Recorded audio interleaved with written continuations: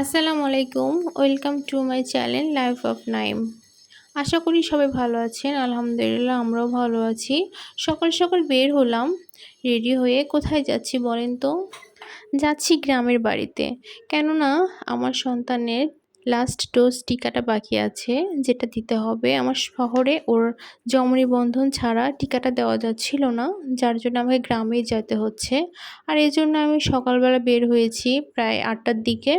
কেননা রাস্তাটা অনেক পরিমাণে খারাপ, ইট পাথর বালি বিছাইছে, যার জন্য যেতে অনেক লেট হবে আর রাস্তায় জ্যামও পড়ে গিয়েছিল।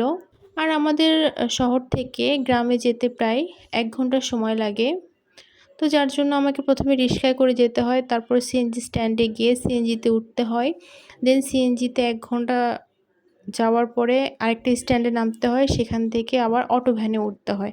তো ৩টা ধাপ যেতে হয়। তাই আমার বাবুকে নিয়ে আমি একাই যাচ্ছি। বড় বাবুকে নিয়ে যাচ্ছি না, ওকে বাসায় রেখে যাচ্ছি। কেননা ওর পরীক্ষা হচ্ছে, ওর ম্যাডাম আসবে ওকে পড়াতে। তো সকাল সকাল বাচ্চাকে রেডি করে নিয়ে আমি চলে যাচ্ছি। দেখুন সকালে আবহাওয়াটা কত সুন্দর লাগছে, পরিবেশটা।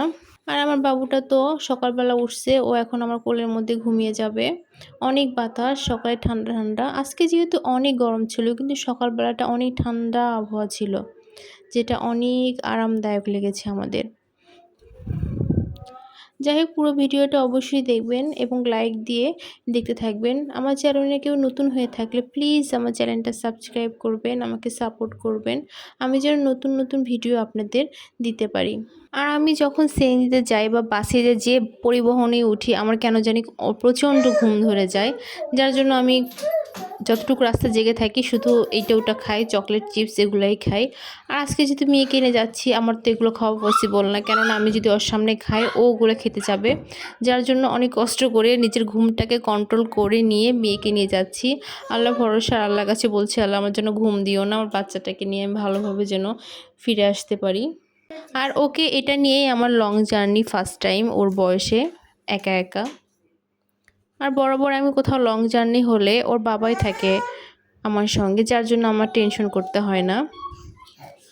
তো সিএনজি থেকে নেমে অটো ভ্যানে উঠেছি। আমার বাচ্চা অটো ভ্যানে উঠে এই পরিবেশটা নতুনও পেয়েছে, আর ও খুব উপভোগ করছে, এনজয় করছে, আশেপাশে পরিবেশ দেখছে। আর চারদিকে প্রচুর ঘাস, বিভিন্ন ফসল হয়েছে, গাছপালা, বিভিন্ন বাগান। এগুলো দেখতে আসলে অনেক ভালো লাগে। গ্রামের পরিবেশটা আসলে অন্যরকম, যে মাঝে মধ্যে গেলে নিজের মনটা কেমন যেন সবুজে সবুজে ভরে যায়। আর শহরে তো এগুলো দেখার পসিবল না। তো আমরা যেতে যেতে প্রায় চলে এসেছি টিকা কেন্দ্রে। তো এখন ওর কার্ডটা নিয়ে ওগুলো লেখা হচ্ছে আর ওগুলো বের করা হচ্ছে। আমি তো খুব ভয়ে ভয়ে আছি, কেননা সুচ ফোঁটা আমার নিজেরই ভয় লাগে। আর আমি বেবিকে কোলে নিয়ে থেকে কী অবস্থা কী হবে, আল্লাহ ভরসা। আপনারা অবশ্যই দোয়া করবেন আমার বেবিটার জন্য জ্বর না আসে। আর এদিকে টিকা দেওয়া শেষ করে ওকে নিয়ে যাচ্ছি আমার শ্বশুরবাড়িতে, ওর দাদু বাড়ি। তো যেতে যেতে ভিডিওটা এখানেই শেষ করলাম। দেখা হবে নতুন কোনো ব্লগে। এই পর্যন্ত, আল্লাহ হাফেজ।